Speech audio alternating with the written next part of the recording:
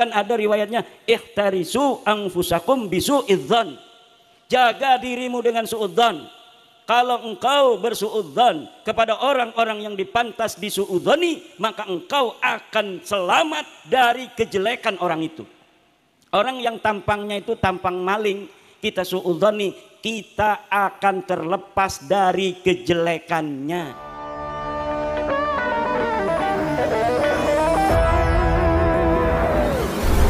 Assalamualaikum warahmatullahi wabarakatuh. Selamat datang kembali di channel Maret 27. Hari ini Rabu 26 Juni 2024 ya.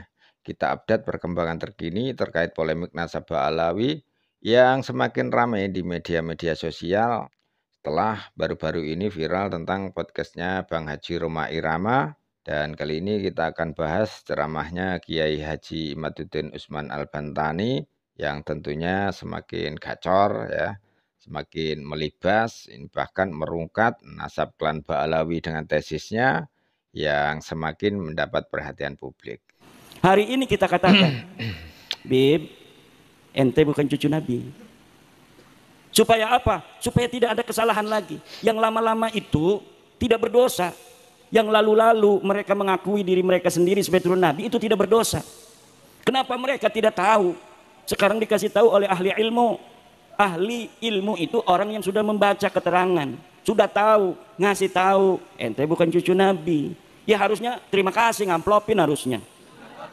Ini malah saya marah-marah, katanya saya Yahudi pesek, katanya saya Dajjal, kata saya iblis. Yang mau ngasih tahu buat selamat ente semua, kok malah saya dimarah-marahin, dicegat di mana-mana. Katanya pemecah belah umat. Umat yang mana? Kita ngasih tahu kok. Kecuali sayanya fitnah, tidak ada data. Ini datanya ada, tinggal dibaca. Gak mau baca. Pokoknya yakini aja saya sebagai cucu Nabi. Nggak bisa. La yajuzu lil alimi kitmanu ilmihi fi hadzal bab.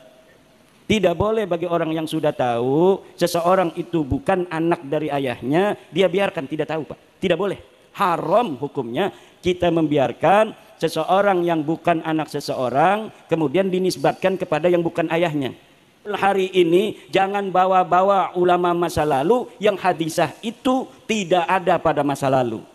Untuk mencari hukum kripto, jangan cari di dalam kitab Nihayatuz Zennya Syekh Nawawi Tenara Al-Bantani, karena pada masa Syekh Nawawi Tenara belum ada kripto. Tapi tanya kepada Komisi Fatwa MUI, tanya pada LBM PBNU, LBM PWNU, LBM PCNU, tugas mereka untuk menjawab kripto halal apa haram. Kalau ada nawazil pada hari ini ditemukan bukti bahwa klan Ba'alwi bukan cucu Nabi, ditemukannya saat ini, jangan tanya Mbah Hashim Asy'ari yang sudah tiada.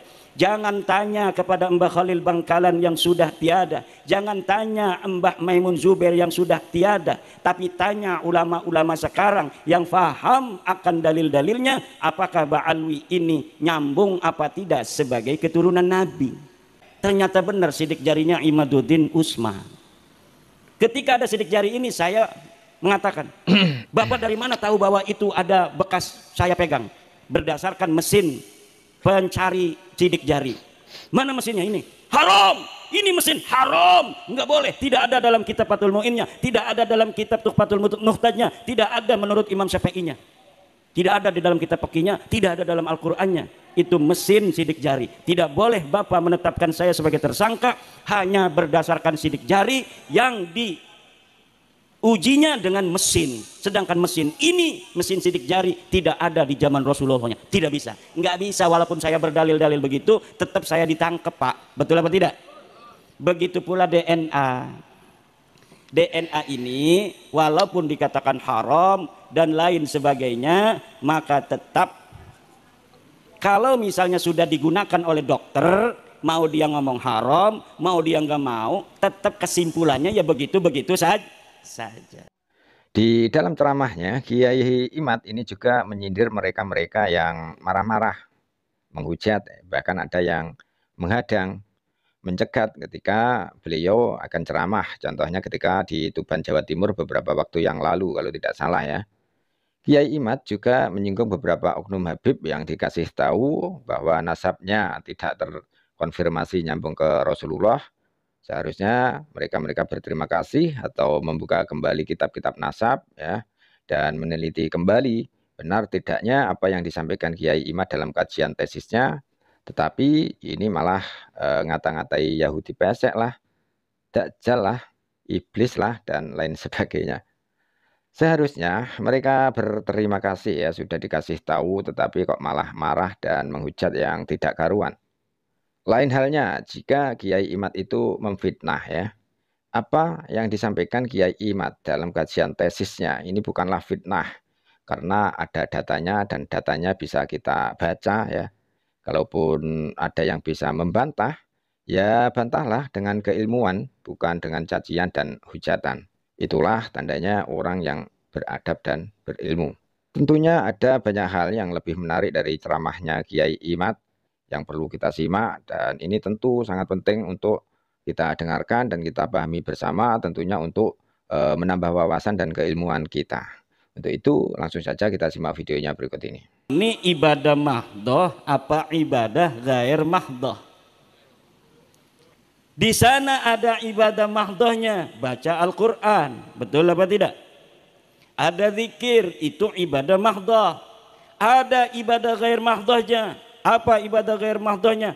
Kumpul-kumpul begini. Ini asalnya tidak disyariatkan, tetapi ketika diniati silaturahmi jadi ibadah.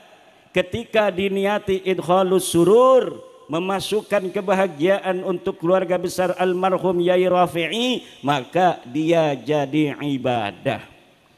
YouTuber itu ibadah mahdoh bagi pendukung saya. Ibadah gair mahdoh bagi pendukung saya. Kalau YouTuber yang dia YouTube-nya itu mendukung, bukan mendukung kebenaran, maka itu bisa menjadi dosa. Tapi YouTuber seperti Gus Muhson yang rambutnya kayak megaloman, ini mendukung kepada kebenaran, maka walaupun itu bentuknya YouTube, itu bisa berpahala dengan diniatkan untuk menyampaikan kebenaran dan membantu kaum muslimin dan muslimat. Haul ada sejak kapan? Sejak Wali Songo. Islam pertama datang ke Indonesia, Wali Songo sudah haul. Ya haulnya begini, di halaman, nggak kelihatan kuburannya. Kalau ada orang haul, kayak tetangga sebelah, haulnya di kuburan, kuburannya dikasih kembang sampai nggak kelihatan kuburannya, kembang semuanya. Habis 2 juta beli kembangnya juga. Setelah sekujur tubuhnya dikasih kembang, di atasnya dikasih payung, payungnya dikasih kembang lagi. Ini cara haul bukan ajaran Wali Songo, bukan haul cara Nahdlatul Ulama. Cara Nahdlatul Ulama dari dulu ya begini, ngundang orang baca Yasin atau baca Kulhu, baca Falak bin Nas, zikir, kemudian ada ceramah, terus ada doa. Kalau ada berkat, bagi berkatnya. Kalau ada aqua, bagi aquanya. Ada kopi, bagi kopinya. Ini coro Nahdlatul Ulama. Ajaran Wali Songo adalah ajaran Islam rahmatan lil alamin, yang mengajak manusia dengan cinta, mengajak manusia dengan kasih sayang. Dan ajaran ini secara ideologis dan biologis diwarisi oleh Nahdlatul Ulama. Alhamdulillah hari ini Islam berkembang. Islam yang berkembang di sini Islam apa? Islam Banser, Islam Nahdlatul Ulama, Islam yang penuh kesetaraan. Walaupun saya ini duduknya di kursi, ini duduk di kursi tugas doang. Karena kalau duduknya sama dengan Bapak nanti nggak kelihatan, betul apa tidak? Hanya lagi menduduki peran. Kalau orang lagi khutbah di atas mimbar, bukan dia menunjukkan paling mulia, tidak, karena memang tugasnya lagi jadi khotib. Betul apa tidak?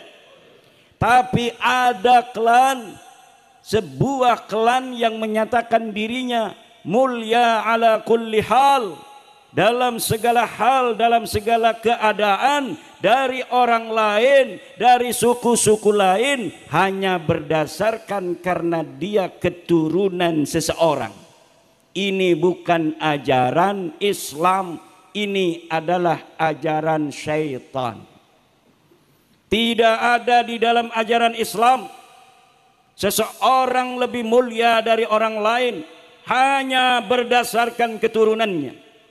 Dia harus terbukti berprestasi dalam hidupnya. Gus Alwi hari ini orang mulia bukan karena beliau adalah anak dari Kiai Rafi'i, bukan karena beliau cucu daripada Raden Kertadipa, tetapi karena beliau berprestasi, beliau belajar, beliau mau menuntut ilmu, kemudian mengabdi di tengah masyarakat. Para kiai menjadi kiai bukan hanya karena dia anak kiai, tetapi karena ilmu yang dimilikinya dan dharma baktinya kepada masyarakat dan takwanya kepada Allah Subhanahu wa ta'ala. Setiap ajaran yang berbeda dengan ajaran Al-Quran, bahwa nilai kemuliaan dilihat daripada takwanya, maka itu bukan ajaran Islam, walaupun yang menyampaikan pakai udeng-udeng segede Vespa. Itu bukan ajaran Islam. Ajaran Al-Quran sudah jelas. Kemuliaan berdasarkan takwa, tinggi pangkat berdasarkan ilmu. Yarfa'illahu alladhina amanu minkum walladhina utul ilma darajat. Hadis Nabi mengatakan la fadla li arabiyyin ala ajamiyyin. Tidak ada keunggulan bagi orang Arab terhadap orang ajam, apalagi hanya orang-orang yang mengaku Arab tapi tes DNA-nya bukan tes DNA Arab.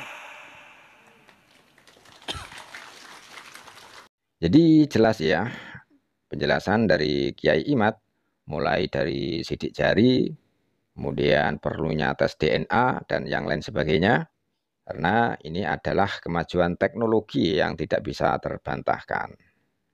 Semoga video ini bisa menambah wawasan kita semua. Terima kasih sudah menonton. Mohon maaf jika ada salah kata. Akhirul kalam. Wassalamualaikum warahmatullahi wabarakatuh.